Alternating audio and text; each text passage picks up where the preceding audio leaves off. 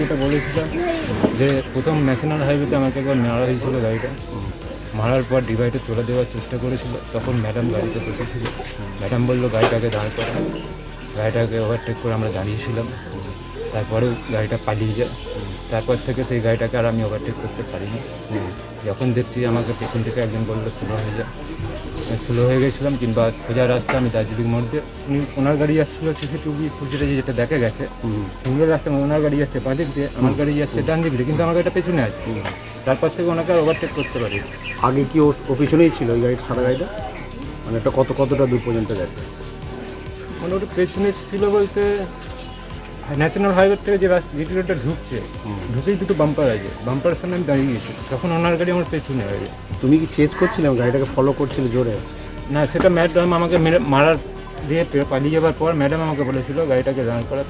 গাড়িটাকে দাঁড় করাতে ম্যাডামের কথা শুনে আমি গাড়িটা ঢুকিয়েছিলাম। আচ্ছা, মানে হাইওয়ে থেকে নামিয়ে দিয়েছে? হাইওয়েতে পুরোনো জিটি রোডে ঢুকে যখন দেখলে হাইওয়ে থেকে ওরা নেমে যাচ্ছে তখন ওদেরকে ফলো করলে? হ্যাঁ, এবার ওই দার্জিলিং মোড় থেকে আবার ওই রাস্তাটা হাইওয়েতেই উঠে যাচ্ছে।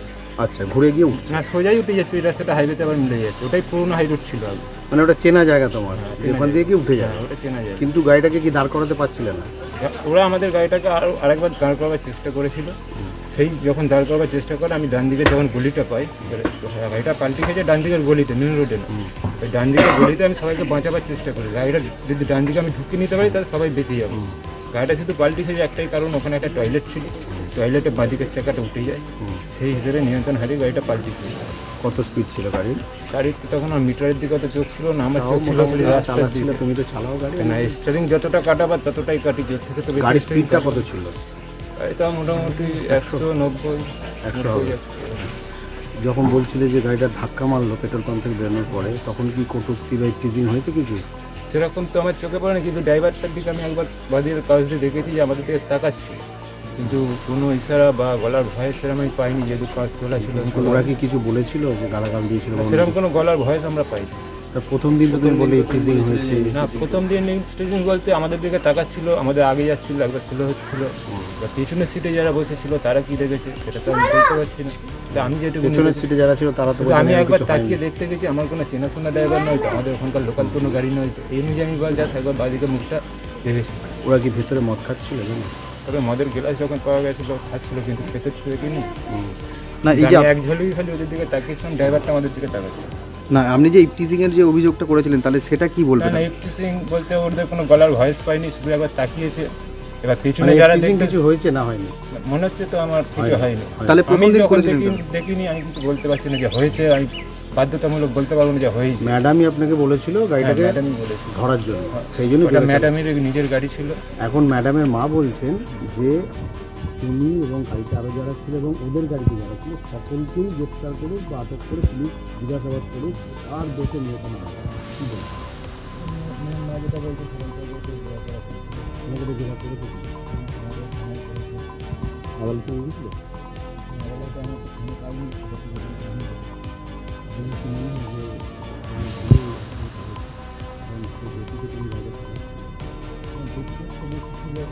আমাকেও এখন নিজেকে নিজের থেকে মনে হচ্ছে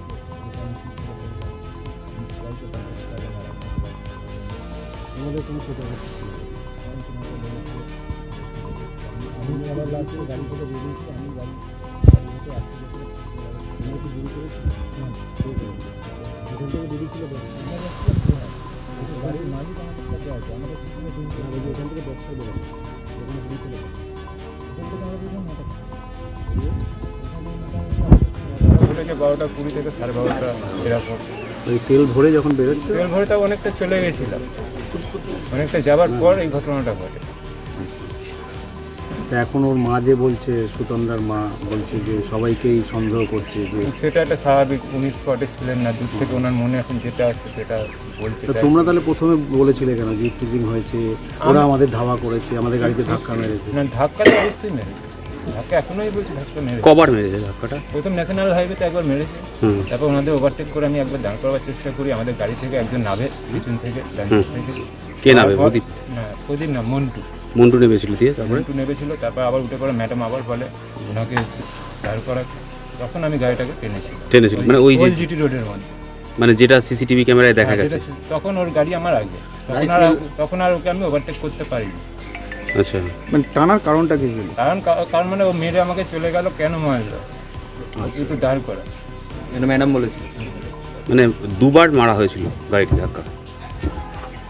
ন্যাশনাল হাইওয়েতে একবার মারা হয়েছিল, তারপর যখন ওল্ড জিটি রোডে ও ঢুকে যায়, আমিও ওর পেছনে গিয়ে সামনেই দাঁড় করিয়ে দিই ওর গাড়ি, কিন্তু ও কোনো রকমভাবে আবার পালিয়ে যায়। তারপর যে পালিয়ে যায় তারপর আর ওকে দাঁড় করাতে পারি। মানে তখন ধাক্কা মেরেই পালিয়ে যায়। তুমি কতদিন গাড়ি চালাচ্ছ? তাও আমি 2007 থেকে। এদের গাড়িটা? এদের গাড়িটা আমি এই 1 মাস এখনো হয়নি, এর আগেও চালিয়েছি। এরা মোটামুটি 1 বছর কি 8-9 মাস ধরে যখন ডাকে তখন যায়। ওর মা বললো যে তুমি নিয়ে যেতে মাঝে মানে রাতেও? ওনার মাও আমার গাড়িতে চেপেছে। হ্যাঁ বললো সেটা। রাতেও কি তুমি ইয়ে করো, মানে নিয়ে যাও ওকে নিয়ে যেতে? রাতে বলতে নাই, আমরা বিয়ে বাড়িতে এসেছিলাম, বিয়ে বাড়ি মিটে গেছিলো 22 তারিখ, সারাদিন রেস্ট নিয়েছিলাম সবাই। রেস্ট নিয়ে আমরা 9টার সময় এখান থেকে রওনা দিয়েছিলাম। যখন ওরা মিডিয়ার সামনে বলছে যে মদ্যপ অবস্থায় ছিল, ইপটিজিং হচ্ছিল, মদ খেয়ে গাড়ি চালাচ্ছিল, ম্যাডামকে ধরে নিত, বিভিন্ন রকম অঙ্গভঙ্গি করেছে, বারে বারে আমাদের গাড়িকে ড্যাশ করেছে এবং ড্যাশ করে আমাদের অন্য পথে যেতে বাধ্য করা হয়েছে। এই কথাটাও বলা হয়েছে যে অন্য পথে যেতে আমরা এনএইচ দিয়ে যাচ্ছিলাম, আমাদেরকে অন্য পথে যেহেতু ঢোকানো হয়েছে, আমরা সেই জন্য ভেবেছিলাম ওই রাস্তা দিয়ে গিয়ে আবার মেন রাস্তায় উঠে পড়ব। তা তার মধ্যেই আমাদের অ্যাক্সিডেন্ট হয়ে যায়। তা এইটা হবার পরে তো মানে হঠাৎ করে চেঞ্জ, কথার মধ্যে চেঞ্জ।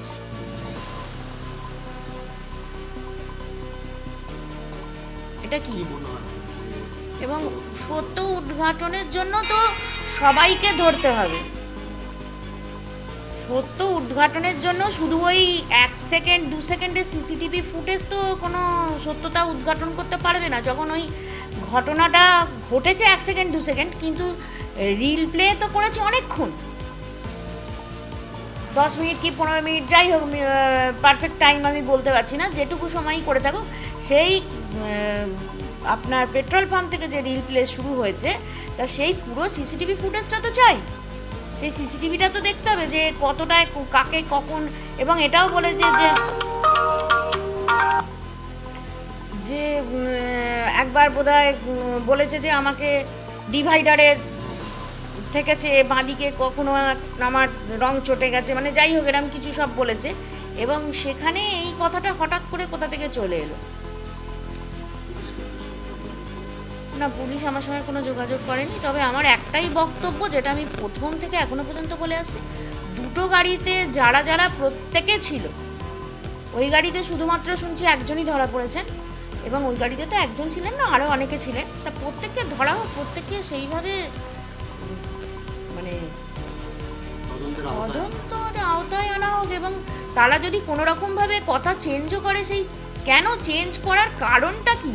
এবং যখন তারা বলছে যে মিডিয়ার সামনে যে মদ্যপ অবস্থায় যুবকরা ছিল, মদ্যপ অবস্থায় গাড়ি চালাচ্ছিল, আমাদের ম্যাডামকে বিভিন্নভাবে ইপটিজিং করছিল, অঙ্গভঙ্গি করছিল, যাই হোক, কিন্তু যখন এফআইআর লেখা হয়েছে তার মধ্যে এই লেখাগুলো নেই কেন। এবং আমাদের কাছে যে এফআইআরটা কেউ একজন ছবি তুলেছেন, তা সেটা দেখা যাচ্ছে কোনো হাতে লেখা নয়, টাইপ করা এফআইআর।